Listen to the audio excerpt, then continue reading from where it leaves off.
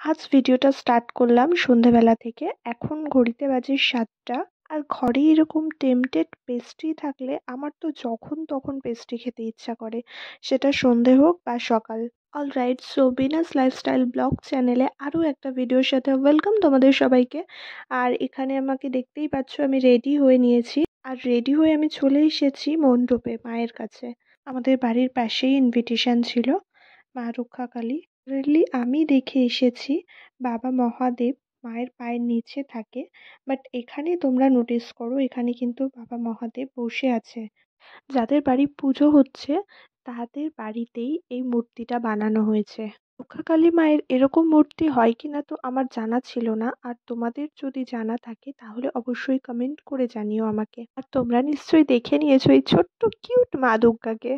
যেহেতু কালী পুজো স্টার্ট হতে অনেক রাত হয়, তাই আমরা ওয়েট না করে এখানে রাতের ডিনারটা কমপ্লিট করে নিলাম। কজ কালকে সকাল সকাল ওঠার আছে। আমরা একটা জায়গায় বেরোবো, আর কোথায় বেরোবো সেই ভিডিওটাও আমি তোমাদের সাথে খুব তাড়াতাড়ি শেয়ার করব। সো তোমাদের ভিডিওটা ভালো লাগলে প্লিজ একটা লাইক আর সাবস্ক্রাইব করে আমার পাশে থেকো।